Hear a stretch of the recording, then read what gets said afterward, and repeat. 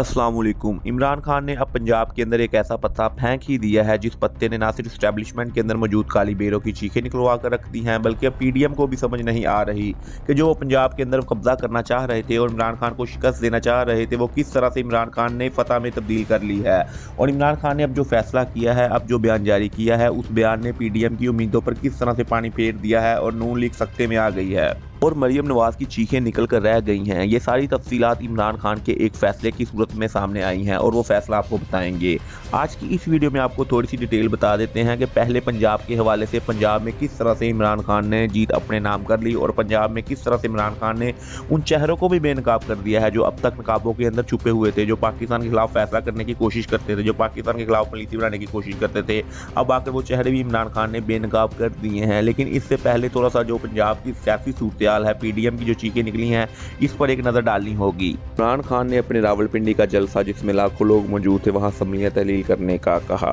और असम्बलियां तहलील करने का ये बयान सामने आने के बाद पीडीएम के वो चेहरे राना सनाउल्लाह हो, मरियम औरंगजेब हो या दूसरे हो, वो चेहरे के जो हमेशा से ये कहते आ रहे थे, इमरान खान को धमकाते नजर आ रहे थे कि तुम एक बार असम्बलियां तहलील करके दिखाओ। अगर तुम पंजाब में इतना ही हो, अगर तुमको शहबाज शरीफ से इतनी ही तकलीफ है तो असम्बलियां तहलील कर दो, नया इलेक्शन हो जाएगा, जान छूट जाएगी, लोग फैसला कर लेंगे कि किसको सिलेक्ट करना है और किसको रिजेक्ट करना है। इमरान खान ने इनकी बात मान ली। इमरान खान ने फिर ऐसी बात माननी कि फिर यही लोग असम्बलियां बजाते नजर आ रहे हैं, मिन्नतें करते नजर आ रहे हैं, अदालतों में जाते नजर आ रहे हैं, तरले करते नजर आ रहे हैं, साजिशें करते नजर आ रहे हैं कि किसी न किसी तरह से पंजाब असम्बली को बचाया जाए, किसी न किसी तरह के की असम्बली तहलील ना हो पाए, ना पंजाब की हो पाए, क्योंकि इसके बाद दोनों सूबों के अंदर जो बल्दियाती या जो ज़िमनी इंतखाबात होते हैं वो पहले ही पाकिस्तान के अंदर बहुत मसला बनते हैं। और अगर अब इन दोनों सूबों में ये ज़िमनी इलेक्शन होते हैं तो फिर जो करप्ट हुकूमत ने पाकिस्तान का माशी तौर पर बेरागर्क किया हुआ है, इसके अंदर मज़ीद इजाफा हो जाएगा और पाकिस्तान मज़ीद फाइनेंशियल क्राइसिस का शिकार हो जाएगा। तो जो अब इनकी चीखें निकल रही हैं कि अब इलेक्शन नहीं होना चाहिए या तहलील नहीं होनी चाहिए, असम्बलियाँ जो चल रही हैं ये चलती रहनी चाहिए, इस हवाले से जो डेवलपमेंट सामने आई हैं, इन डेवलपमेंट के अंदर भी इमरान खान ने मुकम्मल तौर पर इनको बेलिबास करके रख दिया है, बल्कि इनकी साजिशें भी खत्म करके रख दी हैं।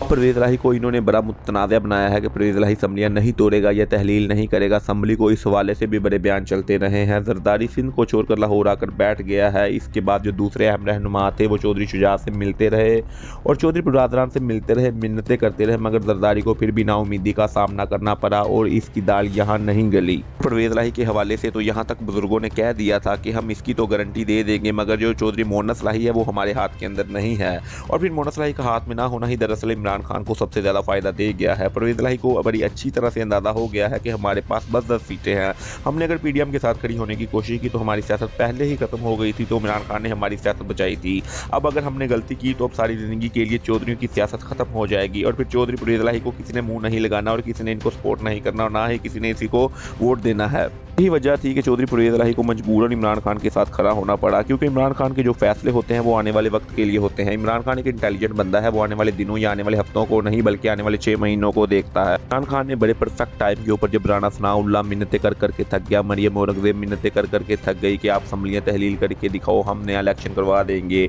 मगर जब इमरान खान ने असम्बलियाँ तहलील करने का ऐलान कर दिया तो उनकी चीखें निकल गई कि जी असम्बलियाँ तहलील ना करो, क्योंकि असम्बलियाँ तहलील हो गई, नया इलेक्शन होगा और इस इलेक्शन के अंदर बदतरीन शिकस्त होगी। तो उन्होंने अपनी इस शिकस्त को छुपाने के लिए ओछे हथकंडे अपनाना शुरू कर दिए हैं। गवर्नर ने अहकामात जारी कर दिए कि वज़ीर आला पंजाब वज़ीर आला नहीं रहे हैं। अब ये इनकी एक ऐसी कोशिश थी कि जिनके अंदर इनकी कामयाबी 100% नजर आ रही थी, मगर यहाँ पर भी ये 100% नाकाम ही हो गई। इमरान खान ने यहाँ पर भी कामयाबी अपने नाम कर ली। अब हुआ ये है कि अदालत के अंदर गई, इमरान खान की पार्टी गई वज़ीर आला पंजाब के हवाले से और अदालत ने कहा कि बात यह है कि आगे 10 दिन हमारी छुट्टियाँ चल रही हैं और फिर अगर उन 10 दिन के हवाले से हम ये फैसला कर देते हैं कि आप वज़ीर आला नहीं हैं या हम ये फैसला कर देते हैं कि गवर्नर ने अहकामात जारी किए हैं इन पर इम्प्लीमेंट किया जाए, तो पाकिस्तान के हालात सियासी और माशी तौर पर वो ख़राब चल रहे हैं और एक नया सियासी अदम इस्तेहकाम पैदा हो जाएगा। फिर खमियाजा पाकिस्तानी कौम को भुगतना पड़ेगा कि कौन वज़ीर आला है या कौन वज़ीर आला नहीं है। जैसा कि सबको पता है कि हमजा शहबाज की बारी पूरे पाकिस्तान में कितना तमाशा लगा हुआ था, तो एक और तमाशे की किस्त आने वाली थी, मगर हमारी अदलिया ने ज़बरदस्त किस्म का फैसला किया और परवेज़ इलाही से 10 दिन की छोटी ले ली है